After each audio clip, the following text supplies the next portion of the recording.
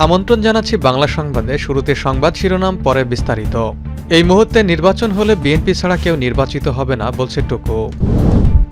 জানাবো, হাসিনা পালিয়ে গেছে কিন্তু আল্লামা সাঈদী পালাননি, বলছে শামীম সাঈদী। এদিকে এমন রাজনীতি চাই যেখানে পারিবারিক আধিপত্য থাকবে না, বলছে তাসনিম জারা। জানাবো, গণতন্ত্র এখনো শঙ্কামুক্ত নয়, দরকার নির্বাচিত সরকার, বলছে তারেক রহমান।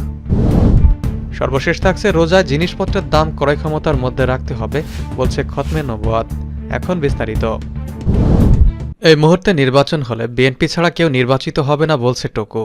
বিএনপির কেন্দ্রীয় কার্যনির্বাহী কমিটির প্রচার সম্পাদক সুলতান সালাউদ্দিন টুকু বলেছেন, এই মুহূর্তে নির্বাচন হলে বিএনপি ছাড়া কেউ নির্বাচিত হবে না।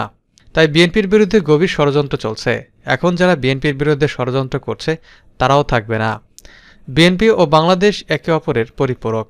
শুক্রবার বিকালে টাঙ্গাইলের ভুয়াপুর সরকারি পাইলট উচ্চ বিদ্যালয় মাঠে সাবেক উপমন্ত্রী আব্দুস সালাম পিন্টুর গণসংবর্ধনা অনুষ্ঠানে তিনি এসব কথা বলেন। টুকু বলেন, জুলুম করে কেউ টিকে থাকতে পারে না, যার উদাহরণ আওয়ামী লীগ, খুনি হাসিনা। যারা বিএনপি নেতাকর্মীদের, ছাত্রদের ও আলেমদের হত্যা করেছে তাদের জায়গা আর বাংলার মাটিতে হবে না। তিনি বলেন, স্বৈরাচার বিদায় হলেও তাদের দোসররা এখনও বাংলাদেশে রয়ে গেছে। তারা বিভিন্ন সময়ে দেশকে অস্থিতিশীল করার চক্রান্তে লিপ্ত রয়েছে। এই চক্রান্তকারীদের বিরুদ্ধে সবাইকে সচেতন থাকতে হবে। তিনি আরও বলেন, আমার বড় ভাই আব্দুস সালাম পিন্টু এই এলাকার লোকজনদের আমার হাতে রেখে স্বৈরাচার সরকারের মিথ্যা মামলায় জেলে গিয়েছিলেন। আমি নেতাকর্মীদের সংগঠিত করে রেখেছিলাম। কতটুকু পেরেছি জানি না। আজ এই সংবর্ধনা অনুষ্ঠানের মাধ্যমে এই এলাকার দায়িত্ব বড় ভাইদের হাতে তুলে দিলাম। অনুষ্ঠানে ভুয়াপুর উপজেলা বিএনপির সভাপতি অ্যাডভোকেট গোলাম মোস্তফার সভাপতিত্বে বক্তব্য রাখেন বিএনপির ভাইস চেয়ারম্যান আব্দুল সালাম পিন্টু। হাসিনা পালিয়ে গেছে কিন্তু আল্লামা সাঈদী পালিয়ে যাননি, বলছে শামীম সাঈদী। আল্লামা দেলার হোসেন সাঈদীর ছেলে ও পিরোজপুর 2 আসনের বাংলাদেশ জামায়াত ইসলামীর মনোনীত সংসদ সদস্য প্রার্থী আলহাজ শামীম সাঈদী বলেছেন, স্বৈরাচার হাসিনা পালিয়ে গিয়েছে কিন্তু আল্লামা সাঈদী পালাননি। তিনি অন্যায়ের সঙ্গে কখনোই আপোষ করেননি। শুক্রবার বিকেলে পিরোজপুরের ভান্ডারিয়ার দক্ষিণ পৈলখালী রিজার্ভ পাড় সংলগ্ন আল্লামা সাঈদী নুরানি হাফেজিয়া মাদ্রাসার উদ্বোধনী ও সুধী সমাবেশে প্রধান বক্তার বক্তব্যে তিনি এসব কথা বলেন। এ সময় তিনি বলেন, যারা আল্লামা সাঈদী এবং জামায়াত ইসলামীকে রাজাকার বলে তারা ভারতের দালাল। আল্লামা সাঈদী সারা জীবন কোনো অন্যায় করেননি। তিনি কখনোই দুনিয়ার কোনো মর্যাদার দিকে তাকাননি। তিনি সর্বক্ষণ আল্লাহকে খুশি করার জন্যই জীবনকে বাজি রেখেছেন। পিরোজপুর থেকে শুরু করে গোটা বাংলাদেশে হাজারো বাধার সম্মুখীন হয়ে কোরআনের দাওয়াত মানুষের দ্বারে দ্বারে পৌঁছে দিয়েছেন। তিনি বলেন, আল্লামা সাঈদীর প্রতিটি কথা আজ দিনের আলোর মতো পরিষ্কার বাস্তবায়িত হচ্ছে। আল্লামা সাঈদীকে অন্যায়ভাবে প্রতিহিংসাবশত 13টি বছর কারাবন্দী করে রাখা হয়েছে এবং পরিকল্পিতভাবে ফ্যাসিস্ট হাসিনা কর্তৃক হত্যা করা হয়েছে। মাস্টার আব্দুল হক আকন ওয়েলফেয়ার ফাউন্ডেশন ও আল্লামা সাঈদী নুরানি হাফেজিয়া মাদ্রাসার প্রতিষ্ঠাতা মোহাম্মদ জাকির হোসেন আকনের সভাপতিত্বে প্রধান অতিথি হিসেবে বক্তব্য দেন পিরোজপুর জেলা জামায়াতের আমির অধ্যক্ষ তাফাজ্জল হোসেন ফরিদ। এমন রাজনীতি চাই যেখানে পারিবারিক আধিপত্য থাকবে না, বলছে তাসনিম জারা। জাতীয় নাগরিক পার্টির জ্যেষ্ঠ যুগ্ম সদস্য সচিব ডাক্তার তাসনিম জারা বলেছেন, আমরা এমন এক রাজনীতি চাই যেখানে কোনো পারিবারিক আধিপত্য থাকবে না। এমন এক রাজনীতি চাই যেখানে জনগণের ক্ষমতা জনগণকে ফেরত দেওয়া হবে। বিগত সময়ে রাজনীতি ছিল ক্ষমতার খেলা, জনগণের সঙ্গে প্রতারণা ও স্বার্থের লেনদেন। আমরা এর অবসান চাই। শুক্রবার বিকেলে রাজধানীর মানিক মিয়া অ্যাভিনিউতে সংসদ ভবনের সামনে জাতীয় নাগরিক পার্টির আত্মপ্রকাশ অনুষ্ঠানে তিনি এসব কথা বলেন।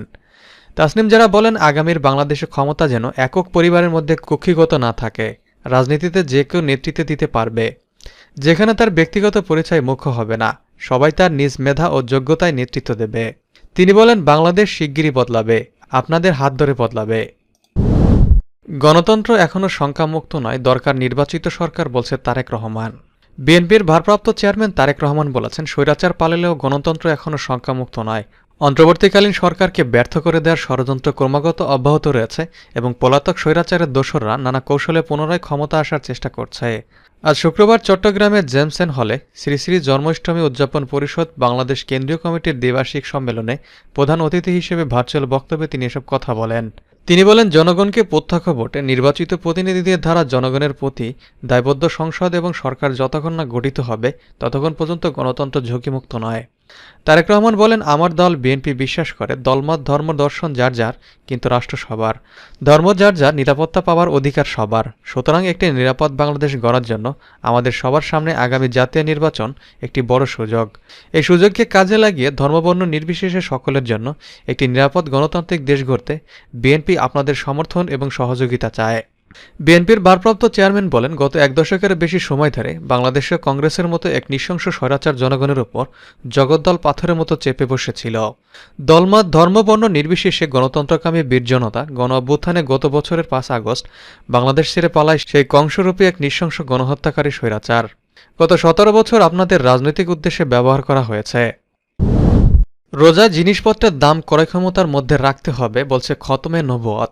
পবিত্র মাহে রমজান উপলক্ষে নিত্য প্রয়োজনীয় জিনিসপত্রের দাম ক্রয় ক্ষমতার মধ্যে রাখার আহ্বান জানিয়ে আন্তর্জাতিক মজলিসে তাহফুজে খতমে নবুয়ত বাংলাদেশ শুক্রবার রাজধানীর খিলগাঁও সংগঠনের কেন্দ্রীয় কার্যালয়ে জামিয়া ইসলামিয়া মাখজানুল উলুম এ কেন্দ্রীয় কমিটির এক বৈঠকে থেকে এ আহ্বান জানানো হয়। বৈঠকে সভাপতিত্ব করেন সংগঠনের মহাসচিব মাওলানা মহিউদ্দিন রাব্বানী। তিনি পবিত্র মাহে রমজান উপলক্ষে দেশবাসীসহ বিশ্ব মুসলিম উম্মার প্রতি আন্তরিক শুভেচ্ছা ও মোবারকবাদ জানিয়ে বলেন, রমজান মাস হল রহমাত, মাগফিরাত ও নাজাতের মাস। এ মাসে আল্লাহ তাআলা তার বান্দাদের জন্য অশেষ কল্যাণ ও বরকতের দরজা উন্মুক্ত করে দেন। রমজান শুধু আত্মশুদ্ধির মাস নয়, বরং এটি তাকওয়া, ইবাদত এবং মানবিকতা ও ক্ষুধাভীতির একটি অনন্য শিক্ষা দেওয়ার মাস। আমরা জানি এই বরকতময় মাসে রাসূলুল্লাহ সাল্লাল্লাহু আলাইহি সাল্লাম ইবাদতে বিশেষভাবে মনোযোগী হতেন এবং তার উম্মতকে কোরআন তিলাওয়াত, তাহাজ্জুদ দান, সদকা ও নেক আমলের প্রতি উদ্বুদ্ধ করতেন। তাই আসুন আমরা সবাই এ মাসের প্রতিটি মুহূর্তকে কাজে লাগাই, বেশি বেশি ইবাদত করি এবং আমাদের জীবনকে কোরআন ও সুন্নাহ অনুযায়ী গড়ে তুলি। তিনি বলেন, রমজানে নিত্য প্রয়োজনীয় জিনিসপত্রের দাম ক্রয় ক্ষমতার মধ্যে রাখতে হবে। সেই জন্য তিনি প্রশাসনের কার্যকর মনিটরিংয়ের দাবি জানান। এছাড়া রমজানের পবিত্রতা রক্ষায় দিনের বেলা সব খাবার হোটেল ও প্রকাশ্যে ধূমপান বন্ধে ব্যবসায়ীসহ সবার প্রতি আহ্বান জানান তিনি। বিশ্বব্যাপী মুসলিম উম্মাহ আজ নানাবিধ চ্যালেঞ্জের সম্মুখীন। রোজা জিনিসপত্রের দাম ক্রয় ক্ষমতার মধ্যে রাখতে হবে বলছে খতমে নবুয়ত।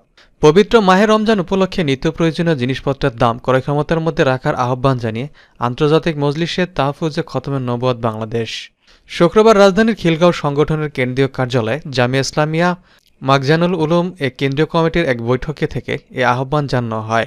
বৈঠকে সভাপতিত্ব করেন সংগঠনের মহাসচিব মাওলানা মহিউদ্দিন রাব্বানী।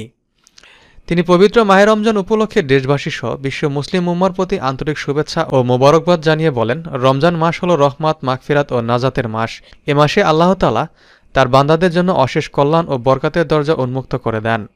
রমজান শুধু আত্মশুদ্ধির মাস নয়, বরং এটি তাকওয়া, ইবাদত এবং মানবিকতা ও ক্ষুধাভীতির একটি অনন্য শিক্ষা দেওয়ার মাস। আমরা জানি এই বরকতময় মাসে রাসূলুল্লাহ সাল্লাল্লাহু আলাইহি সাল্লাম ইবাদতে বিশেষভাবে মনোযোগী হতেন এবং তার উম্মতকে কোরআন তিলাওয়াত, তাহাজ্জুদ দান, সদকা ও নেক আমলের প্রতি উদ্বুদ্ধ করতেন।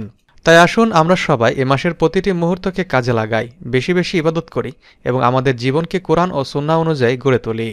তিনি বলেন, রমজানে নিত্য প্রয়োজনীয় জিনিসপত্রের দাম ক্রয় ক্ষমতার মধ্যে রাখতে হবে। সেই জন্য তিনি